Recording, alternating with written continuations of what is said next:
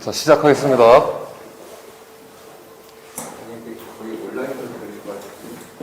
네. 저만 혼자 듣나요? 혼자 들으시면 더 좋죠, 뭐.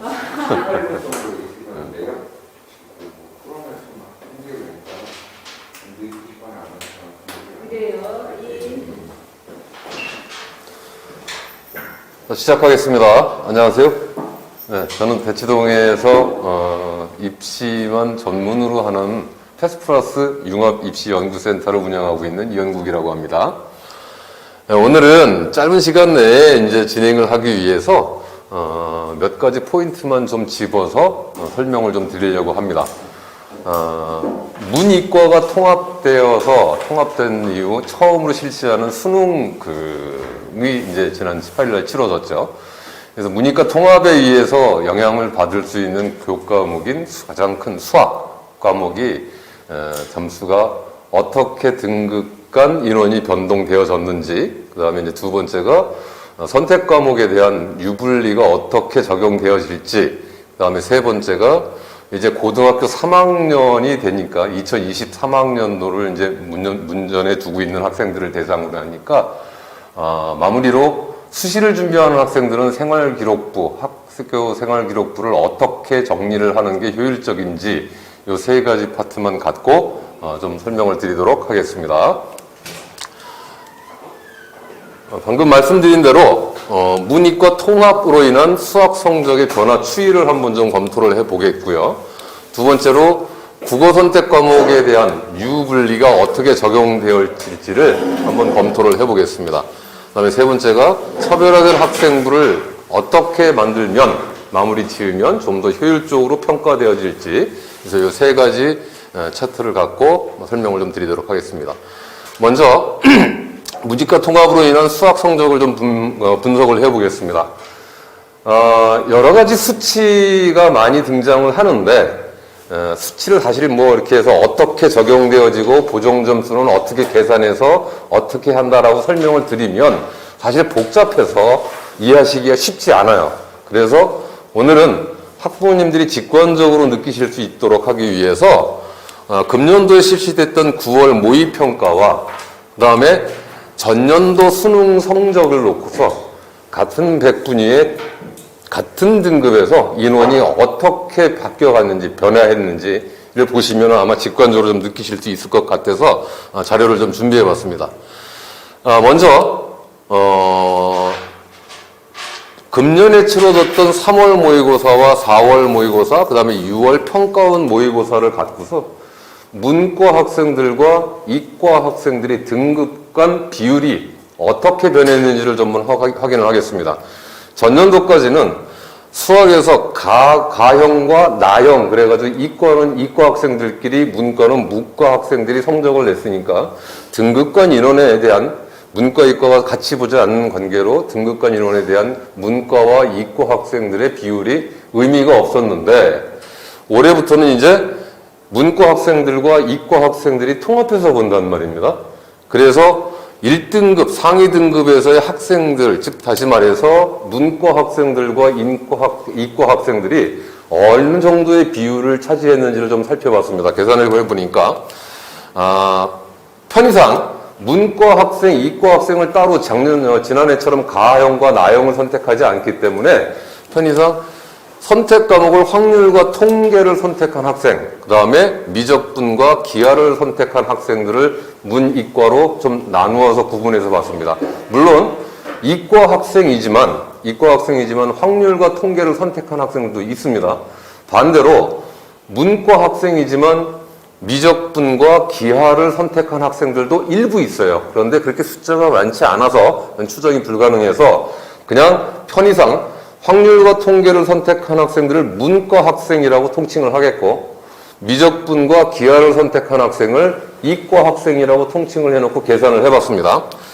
3월 교육청 평가원 모의고사에서는 확률과 통계, 즉 문과 학생들이 1등급에서 차지한 비율이 전체에서 9.1%밖에 해당되지 않습니다. 그 다음에 미적에서 미적을 선택한 학생들이 1등급을 받은 학생들이 84.4%, 기하를 선택한 학생들이 6.5%. 그래서 3월 모의고사에서는 문과 학생들 중 1등급을 받은 학생이 9.1%, 그다음에 이과 학생들 중에서 1등급을 받은 학생이 90.9%였습니다. 그다음에 4월 모의고사에서를 보면 4월 모의고사에서는 문과 학생들이 그러니까 1등급을 받은 학생들이 13.0%, 그다음에 이과 학생들이 87.0%였습니다. 조금 상승을 했죠. 이유는 3월 모의고사는 대부분의 학교들이 고3 학생들이 많이 참여를 합니다. 근데 4월 모의고사는 일부 시도 지역에 따라서 참여하지 않는 고등학교들이 꽤 있어요. 그래서 모집 단위, 즉 응시 단위 자체가 4월 모의고사가 3월 모의고사보다는 인원이 떨어집니다. 가장 중요한 건 이제 6월 모의평가인데 6월 모의평가에서는 이제 재수생들과 같이 보게 되죠. 그래서 재수생들도 참여를 해서 전체 데이터가 나오는데 6월 모의평가에서 놓고 보면 문과 학생들 중 1등급을 받은 학생들이 4.3%입니다. 그 다음에 이과 학생들 중 1등급을 받은 학생이 95.7%에 해당됩니다. 결론적으로 말씀드리면 문과 학생들과 이과 학생들이 통합해서 보는 올해부터의 수능이죠. 올해부터 수능에서 문과 학생들이 절대적으로 상위 등급을 받기가 쉽지 않은 상황이라는 얘기인 거죠. 9월 모의평가는 아직 통계를 내보진 않았습니다만 거의 크게 변하진 않을 거라고 봅니다. 그럼 다시 말하면 문과 학생들 중 1등급을 받을 수 있는 비율이 현저히 떨어져 있다는 얘기죠. 문과 학생들이 많이 힘듭니다. 얼마 전에 6월 모의평가에서 이 데이터가 나왔을 때 이 문이과 통합정책을, 교육정책을 발표했던 어쨌든 사람에 대한 인터뷰를 했었는데 이 결과에 대한 것들에 대한 인터뷰 내용이 이렇게 답변을 하더라고요. 문과 학생들이 이렇게 수학을 못할 줄 몰랐습니다. 라고 답변을 해서 많은 질타와 실소를 받았는데 조금 납득이 안 가는 얘기죠. 두 번째, 이제 좀 더 극명하게 보시기 위해서 인원수로 한번 조정을 해봤어요. 보시면 어머님들 보시기에 좌측에 있는 표가 2021학년도 수능 결과표입니다. 도수 누적표고요. 오른쪽에 있는 것이 가장 최근에 결과가 나왔던 9월 모의고사 성적표입니다. 성적표가 아니라 누적 도수 분포표죠. 비교를 해보시면 일단 여기 분홍색과 파란색으로 표시한 부분을 좀 보시면 어떤 부분이냐면 누적 상위 100분위를 표시해 놓은 겁니다. 이게 100분위가 정확하게 일치를 하지 않기 때문에 가장 근사치의 값을 한번 추정을 해봤습니다.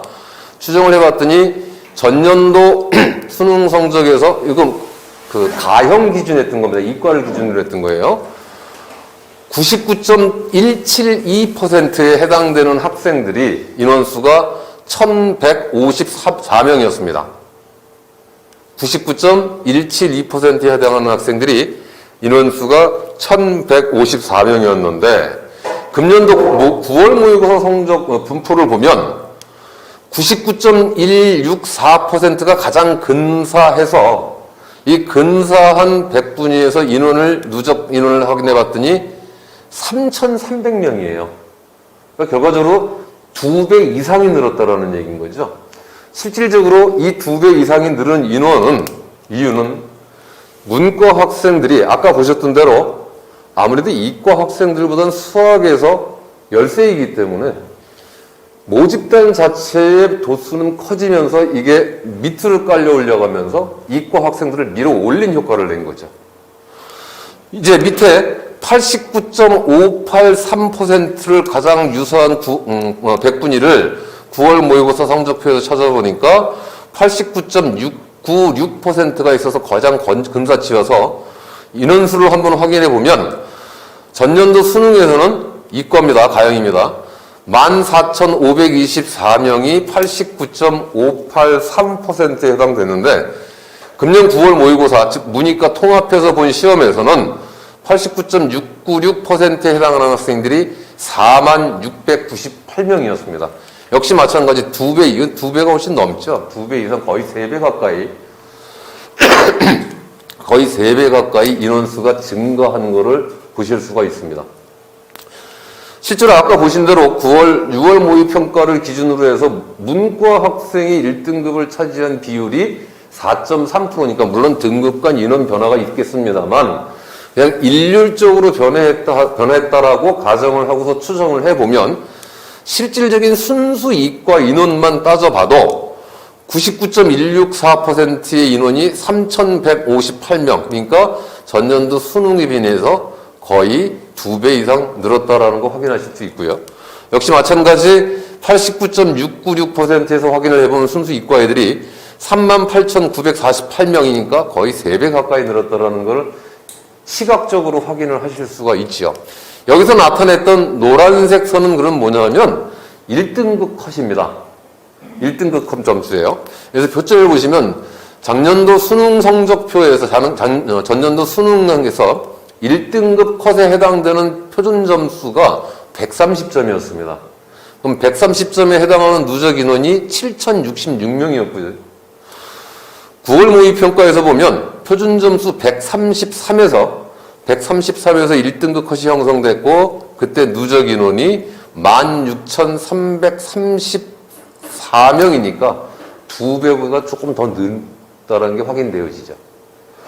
자, 이게 어떤 결과를 초래할 거냐라고 가정을 하냐면 만약에 학부모님들의 자녀가 정시를 준비하고 있다라고 가정을 하면 예년에 보통 요 정도 점수, 요 정도 100분이 떼면 뭐 A라는 대학을 지원할 수 있는 성적이었다라고 가정을 하면 이제 어머님들의 자녀가 치러야 되는 2023학년도 수능 시험에서는 그 점수를 토대로 해서 지원하시게 되면 문제가 생긴다라는 얘기죠. 실제로 지금 서울 시내 소재의 대학 한 40여 개 대학 정도 되는데요.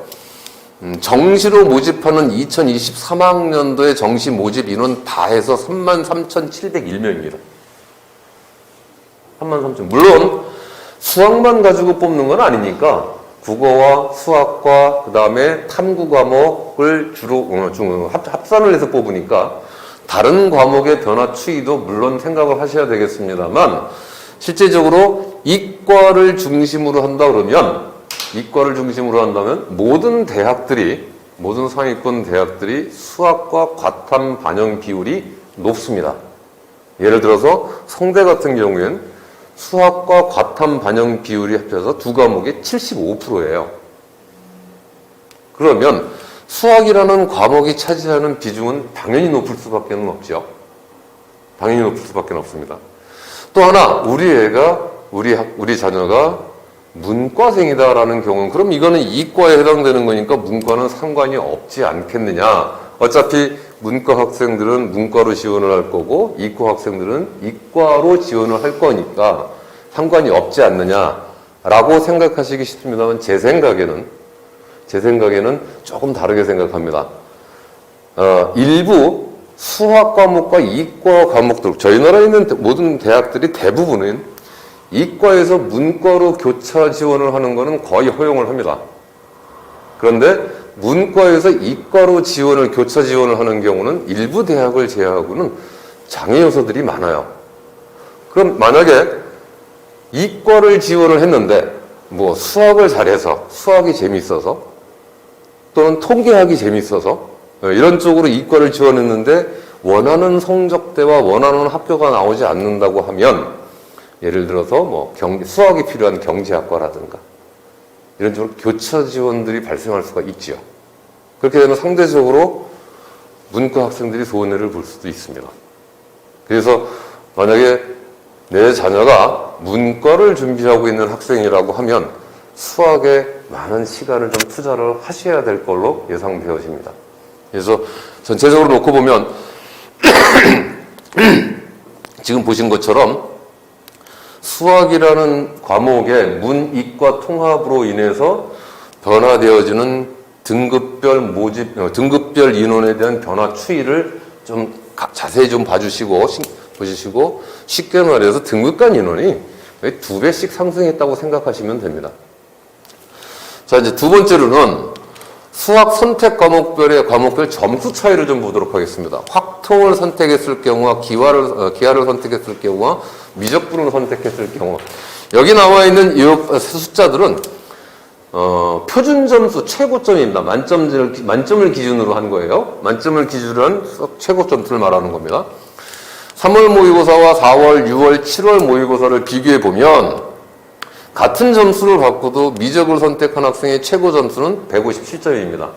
확통을 선택한 학생들은 150점이고요. 결과적으로 똑같이 만점을 맞아도 표준 점수에서는 7점이나 합산한 점수에서는 7점이라는 점수 차이가 벌어지는 거죠. 4월, 4월, 6월, 7월 보면 평가원에서 발표했던 것처럼 난이도 조정을 해서 유불리가, 그러니까 손해보는 게 유불리의 격차를 줄이겠다라고 얘기는 했습니다. 점진적으로 줄어들기는 하지요. 줄어들기는 하지만 결과적으로 놓고 보면 미적분을 선택한 학생과 확률과 통계를 선택한 학생들이 똑같이 만점을 맞는 상황에서도 실질적으로 점수의 차이는 벌어질 수밖에 없는 상황이 된 겁니다. 그래서 자녀가 대학을 가기 위해서 시험을 칠 때도 내가 어떤 과목을 선택을 할 거냐도 굉장히 고민을 좀 해보셔야 됩니다. 그 다음에 국어 선택 과목에 대한 유불리를 좀 보도록 하겠습니다.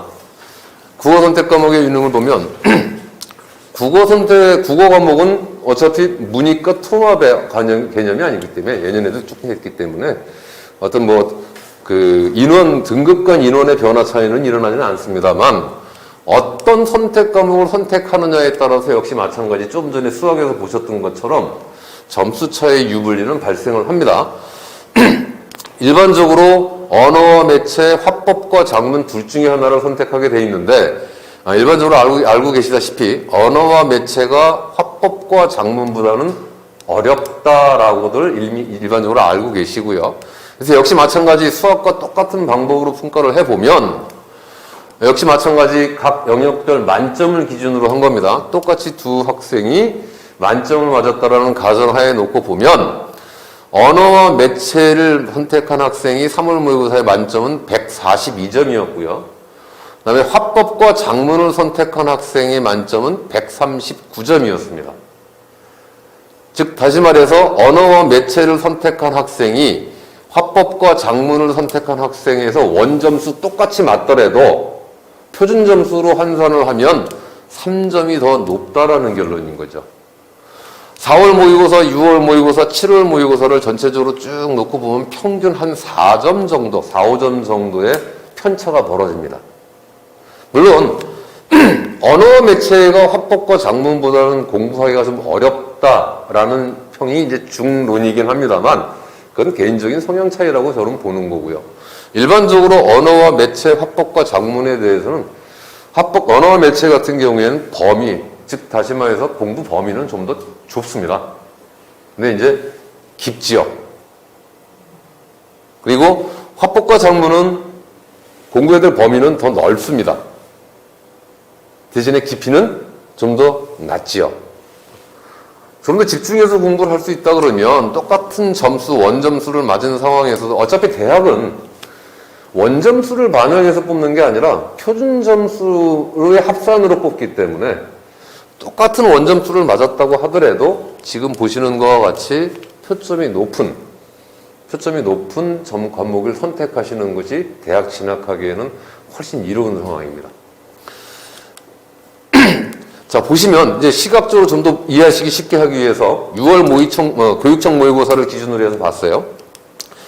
언어와 매체를 선택한 경우와 화법과 작문을 선택한 경우에 둘 다 만점을 맞았다라는 가정하에 놓고 보면 언어와 매체를 선택해서 만점을 받은 학생은 표준 점수가 146점이고요. 화법과 작문을 선택한 학생이 100점을 맞은 경우는 표준 점수로 환산을 계산하면 141점으로 5점의 편차가 보이죠. 5점이 별로 아닐 것 같이 생각하시면 5점 굉장히 큰 거거든요. 굉장히 큰 점수 차이입니다. 그래서 요 정도의 갭, 물론 이게 점수 차입니다만 시각적으로 보여드리기 위해서 이렇게 표를 만들었습니다. 이 정도의 똑같은 원점수를 받더라도 이 정도의 편차를 기본적으로 들고 가는 거죠. 그래서 물론 사회 과목과 과탐 과목, 즉 탐구 과목도 어떤 과목을 선택하느냐에 따라서 유불리는 굉장히 변합니다. 이런 얘기 많이 들어보셨을 거예요. 만점을 맞고 서울대 떨어졌다. 라는 얘기. 이제 일반적으로 생각할 땐 이해하기 쉽지 않은 얘기긴 하지만, 예를 들어서 지금 올해 수능 시험도 지구과학이 굉장히 어려웠다 그러잖아요. 그럼 제가 보기에는 표준 점수가 만점이 한 72, 73 정도에서 형성이 될 것 같은데, 전년도에도 그랬거든요. 되게 어려웠거든요. 그러면 예를 들어서 전년도에 좀 쉬웠다고 하는 물리를 선택해서 만점을 맞은 학생과 지구과학을 선택해서 한두 개가 틀렸던 학생들을 표점을 놓고 비교를 해보면, 물리를 만점 맞은 학생은 표준 점수의 최고점이 60인가 63인가 그랬었어요. 근데 전년도에 지구과학의 만점이 72점이었거든요. 그럼 하나나 두 개 틀렸다라고 가정을 하면 한 60대 한 중반? 뭐 65점이라고 가정을 하자고요. 그리고 물리를 만점 맞은 학생은 62점이라고 가정을 하면 두 개를 틀리고도 표점이 지구과학이 더 높지요. 그러니까 얘는 떨어지고 합산하면 만점을 맞은 애는 떨어지고 두 개 틀린 애는 합격을 하는 거죠. 그래서 수능 과목에서는 내가 어떤 과목을 선택하느냐가 굉장히 중요합니다. 무조건 어렵다고 피할 것도 아니고 무조건 그 과목이 10대더라 해서 선택할 것도 아니고, 일반적으로 한 6, 7년치 정도의 탐구 과목에 표점을 한번 그래프로 조사를 해보면, 지난번 설명회 때는 제가 그 그래프를 보여드렸는데 거의 이렇게 움직입니다. 너무 어려우면 그 다음에는 좀 쉽게 조절하고, 또 너무 쉬웠다고 하면 그 다음에 또 어렵게 조절하고, 이렇게 나타나는데 일부 과목에 대해서는 계속 난이도가 지금 올라가고 있죠. 일반적으로 저희가 볼 때 난이도가 이 정도면 적당하다, 탐구 과목에서 이 정도가 적당했다라고 보는 게 67.원절이거든요. 67.원절인데 예를 들어서 지구과학 같은 경우는 전년도에도 어려웠고 올해도 어려웠습니다. 물론 올해 같은 경우에는 완전 난이도가 지금 실패했다라고 얘기가 나오지만, 일부 그런 의도도 있습니다. 지구과학에 대한 과탐 과목에서 지구과학에 대한 쏠림 현상이 심하잖아요. 반대로 물리 과목에 대해서는 기피 현상이 심하지 않습니까? 왜? 어려우니까. 지구과학 그동안 쉽다라고 생각됐으니까. 그래서 의도적인 부분도 저는 좀 있다고 보는데, 어쨌든 일반적으로 놓고 보면 사탐 과목이든 과탐 과목이든 연도수의 그래프를 그려보면 이와 같은 굴곡의 그래프를 볼 수는 있어요. 그래서 어머님들의 자녀가 수능에 응시할 때 어떤 과목으로 내가 준비를 해볼 거냐라는 것에 대한 선택은 그런 표점으로 환산되어지는 기준과 거기에 대한 유불리를 잘 따져서 또 학생의 성향도 좀 맞아야죠. 학생의 성향에 맞는 범위 내에서 유불리를 좀 따지셔서 준비를 하시는 게 훨씬 유리할 거고요. 하나 더, 지금 현재 2학년이잖아요. 2학년이지 않습니까? 내년 3월달 이전에 들어가기 전에 학생들이 대부분이 모의고사를 보게 되면 신청하는 교과목이 내가 학교에서 수업하고 있는 교과목을 신청하거든요. 그게 내가 공부하기에 좀 더 수월한 과목이냐 아니냐를 좀 봐야 되는데, 그것도 봐야 되는데, 그건 둘째로 치고 학교에서 수업하는 과목들을 다 선택을 합니다. 근데 이게 3학년 올라가서 6월 모의고사 이때부터는 바꾸시면은 준비하기가 어려워지거든요. 그래서 지금 전에 모의고사를 보는 과정에서 한번 테스트해서 이것도 한번 봐보고, 어떤 게 내가 가장 학습하기에 나한테 용이하게 작용하는 과목인지 경험을 한번 해보게 하시는 것도 나쁘지 않습니다. 좋습니다. 그래서 다시 한번 정리를 해드리면, 학생이 문과를 지원을 했지만 그래도 우리 애가 수학을 잘한다, 또는 어차피 경제학과나 이쪽 상경계열 쪽으로 가려고 하면 수학은 미분은 기분입니다. 반드시 해야 되는 거니까 성적이 어느 정도 나온다 그러면은 가능하면 미분을 선택하시는 것도 나쁘지 않습니다. 편차가 크게 벌어질 수 있기 때문에요. 자, 수학 과목의 유불리의 기준, 즉 다시 말해서 합법과 작문, 언어와 매체에 대한 것을 영역 부분별로 파트별로 좀 보면요. 화법과 작문은 학습에 대한 부담을 기준으로 놓고 보면 분명히 부담이 좀 있습니다. 부담이 적습니다. 아까 말씀드린 대로 범위는 넓어요. 범위는 넓은데 그렇게 깊게 들어가는 학문이 아니어서 분명히 학습에 대한 부담은 적습니다만 반대로 언어와 매체, 문법이거든요. 그래서 범위는 작지만 학습 내용 자체는 좀 깊이가 있어서 학습의 부담은 좀 많습니다. 그 다음에 문제 풀이 시간을 기준으로 한다 그러면 화법과 작문 같은 경우는 범위가 많기 때문에 다소 많은 시간이 소요될 거로 예상되어지고요. 언어와 매체를 기준으로 한다면 문제 풀이 시간을 기준으로 한다면 단축이 가능한 과목입니다. 그래서 이건 학생 성향에 잘 맞춰서 선택하셔야 될 거고요. 표준 점수를 기준으로 한다 그러면 조금 전에 보여드렸잖아요. 앞 페이지에서 보여드린 대로 화법과 작문은 언어와 매체를 선택한 학생보다 똑같이 만점을 맞았다라는 가정하에 원점수 똑같이 만점을 맞았다라는 가정하에 놓고 볼 때 표준 점수는 화법과 작문이 언어와 매체에 비해서 낮게 형성되어질 것이 예상되어지는 게 아니라 아까 표로 보여드렸죠. 그래서 낮게 형성될 것이 거의 확실시 됩니다. 그래서 국어 선택 과목은 어떤 걸 선택할 거냐라는 거는 요 세 가지 기준점을 놓고 보셔서 여기다 이제 플러스 하나 더 학생 성향이죠. 아무리 내가 이게 유리하다고 하더라도 학생이 거기 못 맞춰주면 그건 사실은 유리한 게 아니거든요.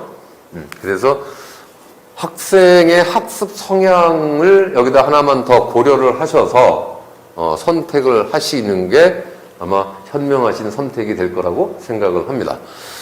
물론 이제 지금까지는 우리 애들은 지금 재학생인데 수시를 준비해야지 정시는 나중 얘기지 라고 하실지는 모르겠습니다만 물론 학생부 종합전형을 준비하시는 학생들은 상관이 없습니다만 작년부터 이제 올해부터 수시도 정시를 늘리라 그러다 보니까 주요 대학들이 지역 전형을 인재 전형을 많이 늘렸어요. 교과입니다. 교과 전형이에요. 근데 교과 전형은 대부분의 대학들이 다 필터링을 하죠. 그 필터링 장점이 뭐냐면 수능 최저. 수능 최저로 다 필터링을 합니다. 그래서 꼭 정시뿐만 아니더라도 내가 수능 최저를 목표로 수능을 준비한다라고 생각을 하실 때도 역시 마찬가지 고려를 하셔야 되는 상황입니다. 그래서 꼭 정시만 아니라 수시도 같이 고려를 좀 해주시기 바랍니다. 이제 넘어가서 마지막 시간이 다 돼서 빠르게 진행하겠습니다. 차별화된 학생부 마무리 전략인데 통칭해서 그냥 말씀을 드릴게요. 우선 1순위가 1학년, 2학년 과정에 대한 활동했던 내용을 반드시 점검을 하십시오. 반드시 점검을 하세요. 그래서 우리 애가 진로와 관련해서 어떤 활동을 해왔는지 1학년 때 거는 지금 생활기록부가 완성이 되어 있으니까 시각적으로 확인하실 수 있고요. 2학년 거는 지금 생활기록부가 아직 작성되지 않았기 때문에 시각적으로 확인하실 수 없습니다. 그러면 학생과 대화를 통하든 또는 학생이 2학년 내내 학교에다 제출했던 보고서라든가 수행 과제라든가 기타 등등등등에 대한 보고서 자료들이 있을 거예요. 그 옛날에 이제 그걸 포트폴리오라고 그랬잖아요. 그 학생이 개인적으로 쓰는 PC나 노트북에 보시면 거기 다 저장이 되어 있고요. 또 학교마다 리로스쿨이라는 게 있는데 그게 가입된 학교들은 리로스쿨 안에 들어가 보면 그 학생이 제출한 과제를 다 볼 수 있습니다. 누적돼 있어요. 그래서 한번 훑어봐 주세요. 훑어봐 주셔가지고 어떻게 활동을 했고 예를 들어서 이과 학생이면 무슨 실험을 했고 문과 학생들이면 어떤 책을 읽고 어떤 토론을 했고 어떤 주제의 토론을 했고 이것들을 한번 반드시 확인을 좀 한번 해주시고요. 확인이 끝난 다음에는 3학년 과정에서 마무리 생활기록부는 새로운 걸 뭘 더 하려고 그러지 마시고요. 그 1, 2학년 과정에서 했던 것에 심화된 과정들을 탐구를 진행시키시면 됩니다. 그래서 학년이 올라가면서 준비했던 주제에 대해서 좀 더 깊이 있게 탐구하는 모습이 나오게 그렇게 준비하시는 게 가장 효율적입니다. 그 다음에 코로나로 인해서 활동의 제약을 굉장히 지금 많이 받았잖아요. 많이 받아서 예년에는 1학년, 2학년, 특히 2학년의 활동 평가 비중이 컸습니다. 근데 최근에 보면 3학년도 평가를 하는 것 같아요. 활동했던 내용들이 없으니까. 그래서 3학년 나머지 지금 3학년 1학기 과정에 대한 생활기록부를 어떻게 진행을 할 거냐라는 거는 조금 전에 통칭해서 말씀드린 것처럼 이게 결과적으로 다 그런 얘기들이에요. 그래서 각각의 영역에 대해서 한번 체킹을 해 보시고요. 체킹을 해 보시고 그 다음에 거기에 연계되어서 심화되는 모습을 보이게끔 하는 것, 보이게끔 활동을 한다라는 거에 초점을 두시고 정리를 하시는 게 제가 보기엔 가장 효율적인 평가 방법입니다. 여기 이제 많은 분이 오늘은 이제 코로나로 인해서 온라인으로 보시고 이제 오프라인으로 보시는 분 많이 안 계시니까 혹시 필요하시면, 저희 사무실로 연락을 주세요. 요 세 분은 신청을 하시면 제가 무료로 컨설팅을 해 드릴게요. 그래서 여기 저 원장님한테 뭐 이제 연락처하고 신청을 해 놓으시면은, 저희가 무료로 해 드릴게요. 1학년 생활기록부 서류만 갖고 오세요. 그렇게 해 드리도록 하겠습니다. 제가 저한테 할당된 시간이 너무 짧아서, 지금 뭐 부지런히 했는데, 그래서 요 시간이 이미 좀 넘어갔네요. 그래서 혹시 더 궁금하신 게 있으시면, 저희 사무실로 연락을 주시면 저희가 또 안내를 해 드리도록 하겠습니다. 마치겠습니다.